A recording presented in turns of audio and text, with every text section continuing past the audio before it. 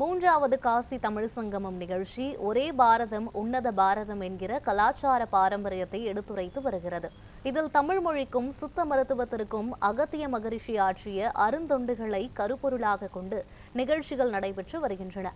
இந்த நிலையில் உலகின் முதல் அறுவை சிகிச்சை செய்த அகத்திய மகரிஷியை பற்றி இந்த செய்தி தொகுப்பில் பார்க்கலாம். சிவபார்வதி திருக்கல்யாணம் நடைபெற்ற போது சிவபெருமானின் வேண்டுகோளை ஏற்று அகத்திய மகரிஷி பொதிகை மலைக்கு சென்றார். அகத்திய மகரிஷி பொதிகை மலையை அடைந்ததும் தென் திசை உயர்வு வடதிசை தாழ்வு நீங்கி சமனானது. அப்போது சிவபெருமான் தமது திருக்கல்யாண கோலத்தை அகத்திய மகரிஷிக்கு காட்டி அருளினார். முன்னதாக அகத்திய மகரிஷி தற்போதைய தென்காசி மாவட்டம் கடையம் அருகே உள்ள தோரண மலையில் சிறிது காலம் தங்கியிருந்தார். புராண காலத்தில் பொதிகை மலைக்கு செல்லும் நுழைவு வாயிலாக தோரண மலை விளங்கியது. தோரண மலையின் முந்தைய பெயர் வாரண மலை. வாரணம் என்பதற்கு யானை என்றும் நிவாரணம் என்றும் பொருள் உண்டு. முருகப்பெருமானுக்குரிய வாகனங்களுள் யானையும் ஒன்று. கொடிய யுத்தத்தில் அசுரர்களை அடித்து தேவர்களை காத்த முருகப்பெருமானுக்கு இந்திரன் தம் மகள் தெய்வானையை மனம் புரிந்து கொடுத்ததுடன் தம்மிடம் இருந்த ஐராவதம் என்கிற வெள்ளை யானையையும் பரிசளித்தான். அன்று முதல் முருகப்பெருமானுக்கு யானையும் ஒரு வாகனம் ஆனது. தோரணமலையில பாத்தீங்கன்னா கூன்பாண்டியன் அப்படிங்கக்கூடிய மன்னனுக்கு நாள்பட்ட தலைவலி வருது. அந்த தலைவலி வந்த காரணத்தினால அதை அகத்திய முனிவர்கிட்ட காட்டும் போது அவர் தன்னுடைய ஞான திருஷ்டியால பாக்குறாரு. ஞான திருஷ்டியால பார்த்து உள்ள ஒரு தேரை இருக்கிறத கண்டுபிடிக்கிறாரு. தேரையர் அப்படிங்கக்கூடிய அந்த சித்தரையும் உடனே அழைத்து கொண்டு கபால ஆபரேஷனுக்கு ஏற்பாடு பண்றாரு. தம்மை நாடி வரும் பக்தர்களுக்கு யானை மீது வீற்றிருந்து அருள் பாலிப்பது முருகப்பெருமானின் இயல்பு என திருமுருகாற்றுப்படை கூறுகிறது. தனது குருவும் இஷ்ட தெய்வமுமான முருகப்பெருமானின் வாகனம் போன்ற தோற்றத்தில் அமைந்திருக்கும் தோரண மலையின் அழகில் மனம் லயித்தார் அகத்திய மகரிஷி. அத்துடன் தோரணமலையில் செழிப்புற்று வளர்ந்திருந்த மூலிகைகளை கண்டுகொண்ட அவர் மூலிகை ஆராய்ச்சி மேற்கொள்ள திருவுளம் கொண்டார். முதற்கண் முருகப்பெருமான் சிலையை குகைக்குள் நிறுவி வழிபட்டு தோரணகிரியில் 3 அடுக்கு மருத்துவமனையை நிறுவினார். தலைவலி, காய்ச்சல் போன்ற உடனடி நிவாரணம் தேவைப்படும் நோய்களுக்கு அடிவாரத்திலும் தைலம் காய்ச்சி மருந்து இடித்து கொடுக்க தங்கியிருந்து சிகிச்சை பெற மலையின் நடுப்பகுதியிலும் சிரசுக்கு மேல் நாள்பட்ட தலையாய நோய்களை குணப்படுத்த மலை உச்சியிலும் மருத்துவமனையை ஏற்படுத்தினார். முருகப்பெருமான் நீரில் உதித்தவன் என்பதால் தோரணகிரியில் ஏராளமான சுனைகள் இருந்தன. அவையெல்லாம் வெவ்வேறு நோய்களை குணப்படுத்த வல்ல, அதே சமயம் வெவ்வேறு சுவையுள்ளவை என்பதை அறிந்து சிகிச்சை அளிக்க பயன்படுத்திக் கொண்டார். அகத்திய மகரிஷி மருத்துவ ஆராய்ச்சி செய்வதை அறிந்த கபாடபுரம் 2ஆம் தமிழ்ச்சங்க புலவரான திரண தூமாக்கினி என்ற தொல்காப்பிய புலவர் தோரணகிரிக்கு வந்தார். அகத்திய மகரிஷியிடம் தாம் 12 ஆண்டுகளாக தீரா தலைவலியால் துன்புற்று வருவதாகவும் தலைவலியை போக்கி குணப்படுத்தும்படியும் வேண்டினார். தமது ஞான பார்வையால் தலைவலிக்கான காரணத்தை தெரிந்து கொண்ட அகத்திய மகரிஷி திரண தூமாக்கினியின் தலைக்குள் தேரை இருப்பதையும் அதனை அறுவை சிகிச்சை மூலம் அகற்றினால் தலைவலி தீரும் என்றும் கூறினார்.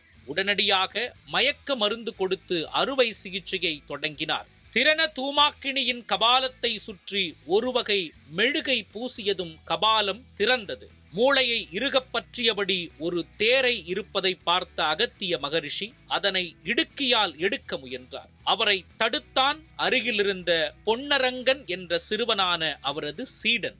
அதையடுத்து குகைக்குள் சென்று வாய் அகன்ற ஒரு மண் பாத்திரத்தில் நீர் நிரப்பி எடுத்து வந்து கபாலம் அருகே வைத்தான். அதனுள் கையை விட்டு அழைந்தான். அந்த சத்தம் கேட்டு மூளையில் இருந்த தேரை தண்ணீருக்குள் குதித்தது. உடனடியாக கபாலத்தை மூடி சந்தான கரணி எனும் மூலிகையை பயன்படுத்தி ஒட்ட வைத்தார் அகத்திய மகரிஷி. அதன் பின் சம்மோகினி என்னும் மருந்தை பயன்படுத்தி திரண தூமாக்கினியின் மயக்கத்தை தெளிய வைத்தார். அப்போது தலைவலி நீங்கியிருந்த கபாடபுரம் புலவர் அகத்திய மகரிஷி கூறிய வழிமுறைகளை பின்பற்றி நீண்ட காலம் ஆரோக்கியமாக வாழ்ந்தார். பல்லாயிரம் ஆண்டுகளுக்கு முன்பே தோரணகிரியில் அகத்திய மகரிஷி மேற்கொண்ட இந்த கபால அறுவை சிகிச்சையே உலகின் முதல் அறுவை சிகிச்சையாக விளங்குகிறது. இதனை ஆங்கில மொழியில் கிரேனியம் ஆபரேஷன் என்றும் குறிப்பிடுகிறார்கள். இதே போல காசிவர்மன் என்ற பாண்டிய மன்னர் உள்பட பலருக்கு அகத்திய மகரிஷி அறுவை சிகிச்சை செய்துள்ளார். இந்த மலையில் 1193 படிகளும் மலையேறி செல்வோர் தங்கி இளைப்பாறி செல்ல 6 மண்டபங்களும் உள்ளது. மலையை சுற்றி நூற்றுக்கணக்கான மூலிகைகள் நிறைந்துள்ள பூமி இது. சித்த மருத்துவத்தில் தொன்று தொட்டே விண்ணவர் மருத்துவம், மனிதர் மருத்துவம் மற்றும் அசுர மருத்துவம் என 3 வகை மருத்துவ சிகிச்சை முறைகள் உள்ளன. அதில் அசுர மருத்துவம் என்பது அறுவை சிகிச்சையை குறிப்பிடுவதாகும். இந்த அறுவை சிகிச்சை முறை மன்னர்கள் காலம் வரை இருந்துள்ளது. போரில் காயமடைந்த வீரர்களை அறுவை சிகிச்சை மூலம் குணப்படுத்தியுள்ளனர். சித்த மருத்துவமனை ஆதூல சாலை என்றும் அறுவை சிகிச்சை சல்லியக்கிரியை என்றும் கல்வெட்டுகளில் குறிப்பிடப்பட்டிருக்கின்றன. சித்த மருத்துவத்தில் 22க்கும் மேற்பட்ட அறுவை சிகிச்சை கருவிகள் பயன்படுத்தப்பட்டிருக்கின்றன. அதில் தலைமுடியை நீள வாக்கில் 2ஆக பிளக்கும் நுட்பமான கருவி குறிப்பிடத்தக்கது. இடைப்பட்ட காலத்தில் உயிர்களை துன்புறுத்தாமை என்ற கோட்பாடு வலியுறுத்தப்பட்ட போது சித்த மருத்துவத்தில் அறுவை சிகிச்சை முறை மறையத் தொடங்கியது. அதே சமயம் மகப்பேறு உள்ளிட்ட மருத்துவ தேவைக்காக இன்றும் கிராமப்புறங்களில் மருத்துவ சமுதாயம் பணியாற்றி வருவதை நாம் அறிவோம். உலகத்தில் வாழ்கின்ற எல்லா மக்களும் ஒரு மரணமில்லா பெருவாளை, குறிப்பாக நோய் நொடியற்ற ஒரு நிலையை அடைய வேண்டும் என்பதற்காக அவர் அமைத்து தந்த அந்த குருகுல முறைதான் சித்த மருத்துவ பயிற்சி கூடம்.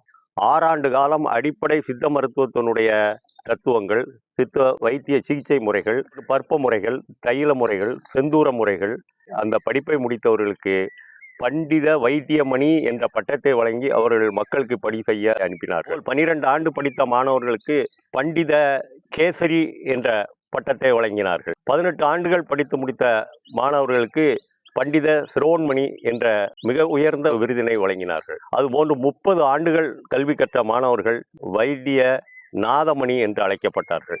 சித்த மருத்துவம் மீண்டும் பொலிவு பெற தமிழ்நாடு அரசும் மத்திய அரசும் நடவடிக்கை மேற்கொள்ள வேண்டும் என்பதே அனைவரின் அவா.